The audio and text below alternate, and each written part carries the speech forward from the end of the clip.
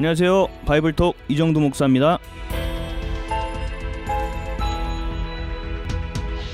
하나님의 것과 세상의 것이 섞이게 해서는 안 됩니다. 분별할 수 없고 결국은 거룩함을 잃게 되기 때문입니다. 오늘은 섞이지 않도록이라는 제목으로 하나님의 말씀을 나눠보는 바이블톡입니다.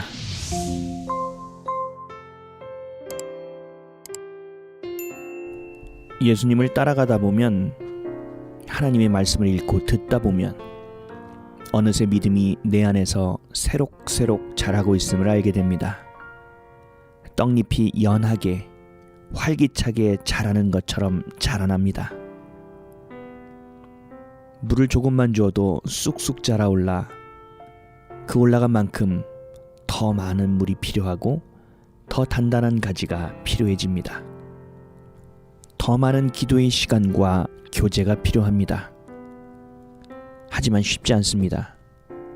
자라난 영적인 민감함을 기도로 충분히 채워내지 못합니다. 그러다 보니 예민해지기 시작하고 하나님의 음성과 자신의 음성을 헷갈려 하기 시작합니다. 문제는 그 헷갈림을 스스로는 인지하기 어렵다는 사실입니다. 예수님을 만나면 끝나는 것이 아니라 그 안에서 또 다른 선택과 집중의 싸움이 있다는 것을 기억해야 합니다. 자라나기 시작할 때, 알아가기 시작할 때 스스로도 모르게 자신의 것이 하나님의 생각과 얼마나 잘 섞이는지, 변질될 수 있는지를 알아야 합니다. 나사로와 마르다, 마리아의 가정은 예수님과 친분이 두터웠습니다. 매우 친밀했고 왕래도 잦았고, 나사로가 죽었을 때 예수님이 늦게 오신 것을 그 앞에서 한탄할 정도로 허물없이 지내는 관계였습니다. 마르다는 맞이로 자신의 집에 오신 예수님을 위해 음식을 준비하고 마땅히 해야 할 일을 했습니다. 헌신했습니다. 마리아는 철없이 손님이 오신 것을 대접하기에 소홀했습니다. 하지만 예수님은 마리아와 같이 말씀 듣는 것을 선택하라고 하십니다. 우리도 예수님과 친밀해지고 그 은혜를 경험하면 봉사하려고 합니다. 무언가 드리려고 합니다. 맞습니다. 그렇게 됩니다. 받았으니 드리고 싶은 것은 인지상정입니다. 하지만 예수님은 말씀하십니다. 우선순위를 분명히 하라는 것입니다. 내 것과 섞지 말고 말씀을 들으라는 것입니다. 마리아는 예수님이 선포하는 그 진리의 메시지만 들었습니다. 예수님 곁에서 떠나지 않았습니다. 친밀할수록 우리가 배워야 할 자세이며 태도입니다. 마르다처럼 무언가 하는 것은 나쁜 일이 아닙니다. 하지만 우선순위를 기억해야 합니다. 하나님의 말씀을 듣고 친밀해진 가운데 늘 범하는 것이 마르다와 같은 인지상정의 것과 판단하는 것입니다. 내가 당연하다고 여기는 것과 하나님의 말씀이 섞여 나만의 의, 율법이 세워집니다.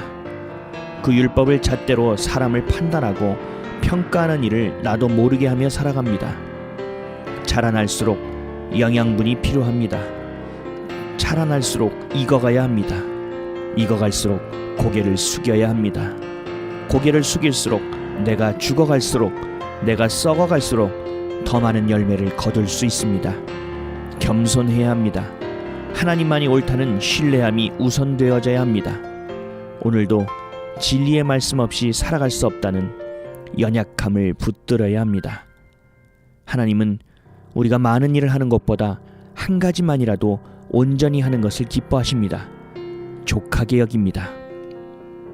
그 한 가지가 바로 하나님을 사모하는 것이며 말씀을 기뻐하며 겸손히 십자가 앞에 머무는 것임을 기억하고 행하는 오늘 되시기를 예수 그리스도의 이름으로 기도드립니다. 오늘의 성경 말씀입니다.